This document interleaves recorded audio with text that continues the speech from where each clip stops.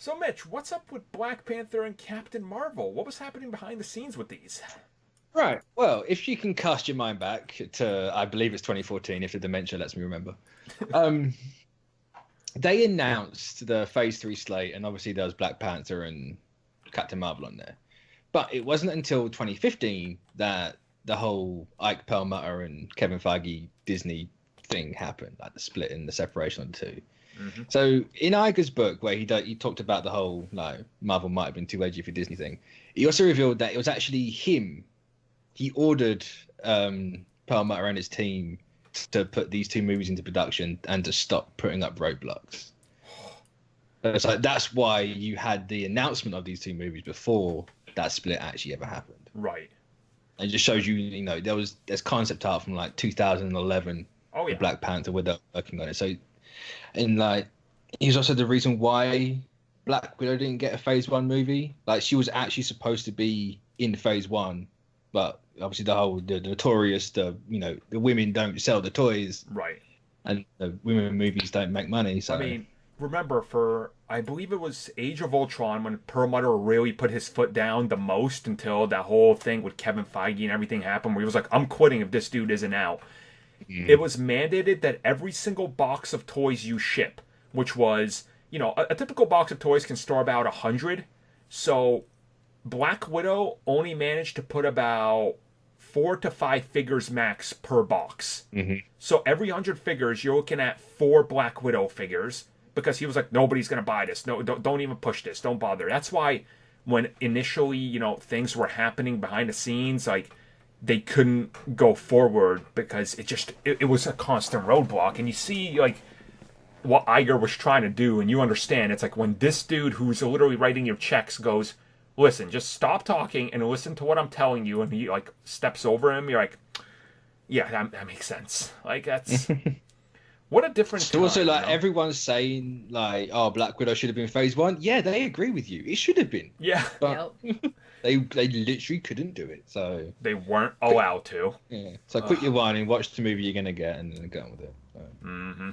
Well, I mean, we know Captain Marvel was commissioned as a script in like what 2012. They started working Something on like that, that, even yeah. earlier before that, because they were trying desperately to get that character in, and Black Panther as well. Like, God, I can't remember how far back I talked to somebody and I saw concept art physically from them of Black Panther, and like this was way like around Avengers time. So Yeah. like they were forward thinking, but it just wasn't allowed. And you get the mentality that was happening behind the scenes and why ultimately the split happened and why the Marvel TV side of things kind of got disconnected from everything because Perlmutter's side was thrown to TV because they can't just outright kick him because he's a major part of the company. He has shares, so Yep. you can't physically be kicked out. So like you start to understand some of these deals that were made with him heading them, and you start to see the way it went. You're like, man, this all makes sense. Like it's so evident who was interfering with everything. And you can honestly see it now. Just look at the Phase 3 lineup. Like we would have got all this stuff a lot sooner if it wasn't for this. So from my understanding as well, like from just by hearsay and talking to people, the whole Universal thing is Kevin Feige and Bob Iger. And it's because Perlmutter can't interfere with that, so why they can do She-Hulk and more with Hulk. It's like, yeah, that makes sense. Again, like, this dude wouldn't even talk to Fox when they were trying to reach an early deal. He was like, don't talk to them. I put my foot down. It's like, dude, just swallow your pride and just step aside and let the dudes make what's best for fans. That's the thing, he probably can't swallow because he's got like so old with the feeding tube. Like, dang. Him and Avi Arad are playing, like, that endless game of chess like Xavier and Magneto in every X-Men movie. That's actually them. And like Dark Phoenix. That's kind of insulting to McKellen and Stewart, really. But, that's true. And they're at the old Friends bar in France. Remember that scene from Dark Phoenix? On the nose? I mean the one from Rises. I don't fucking know. It doesn't matter anymore. Oh yeah, that too. Jesus. Wow, what's with France? I mean, it was the same cafe, so... Nah. Interesting.